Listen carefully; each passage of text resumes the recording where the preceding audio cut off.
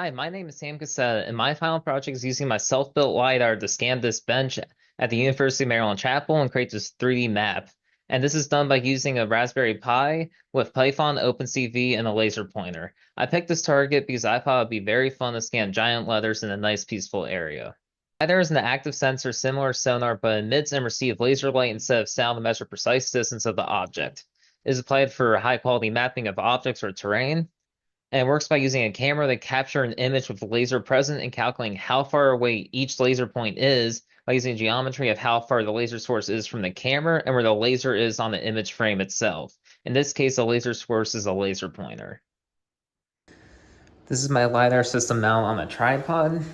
Down here we have a laser light which is powered by Arduino, which shoots a horizontal laser onto a wall or said object. And up here is a Raspberry Pi with a Raspberry Pi camera, which is used to detect the laser. And then additionally, the tripod can be adjusted up and down, and the angle can be adjusted up and down.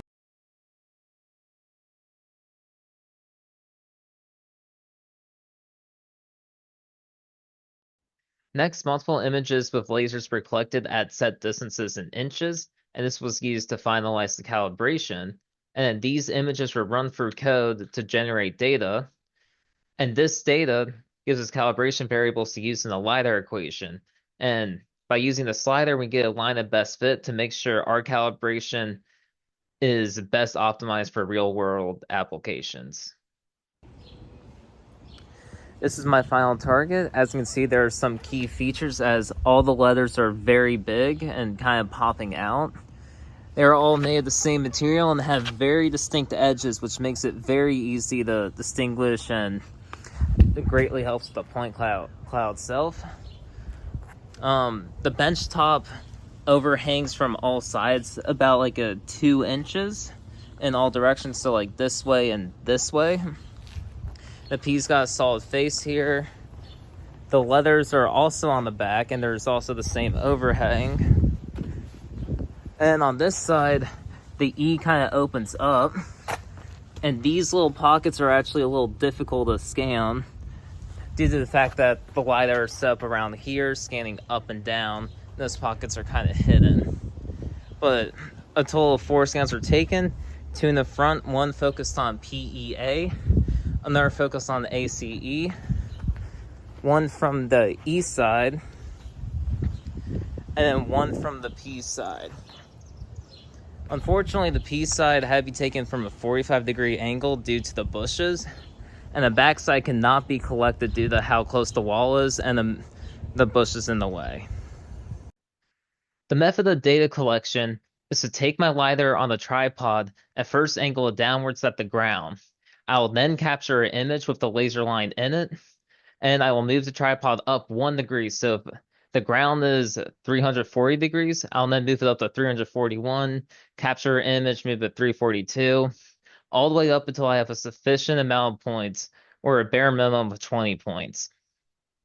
As it slowly moves up, the laser climbs higher up on the object, captures more details, and at the end, I should have 1 image for every single angle. Note how it goes from, in this image, 356 to like 4 degrees. That's because instead of going at 360 when it's completely level, it goes to 0 and then up to 1, 2, etc.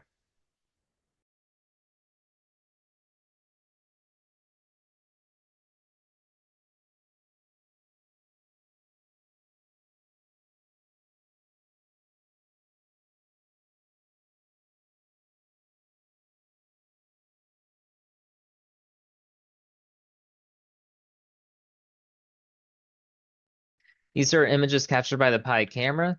As you can notice, as the tripod starts going up to higher angles, the laser starts wrapping around as some of the shapes start becoming evident as it moves away from the ground.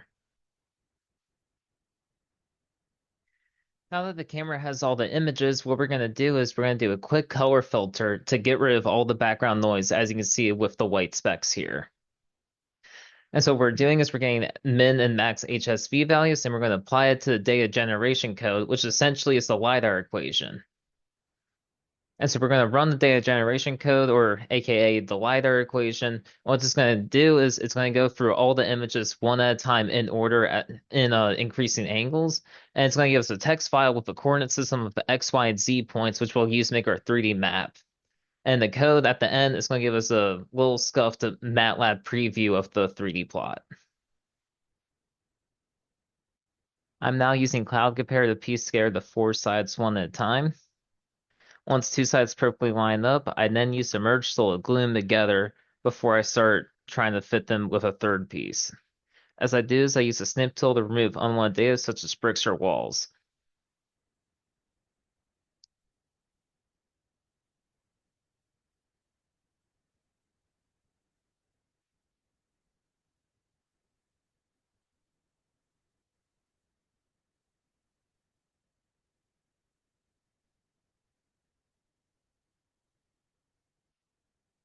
Now that the ACE part and the E are lined up, I'm now bringing the PEAC part and trying to line that up using the A and C as a reference.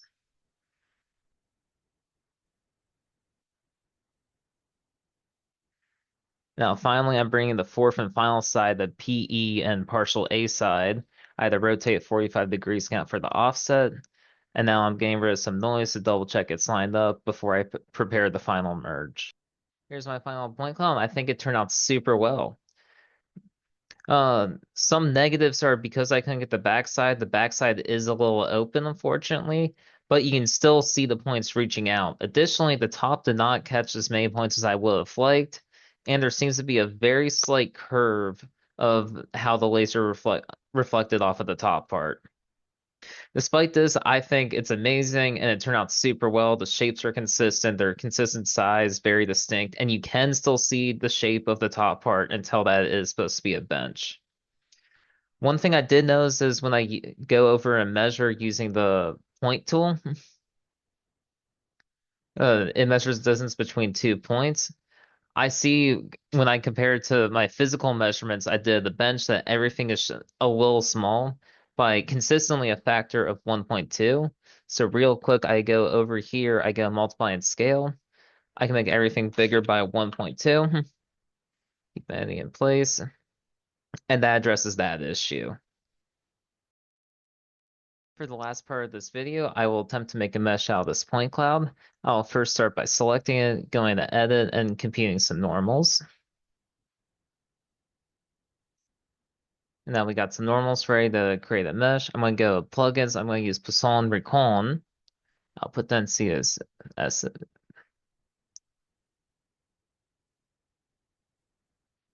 now we get this massive blob thing. I'm going to turn this part on so it's just a mesh. We go to properties and we can filter out some of the goo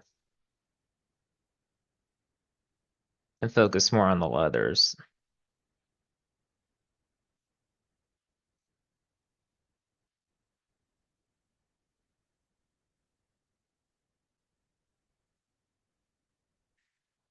Now, as you can see, it's very messy. You'd still see the leathers, and part of the reason for the mess is there is no backside, so a lot of these points are just kind of going into the middle of nowhere.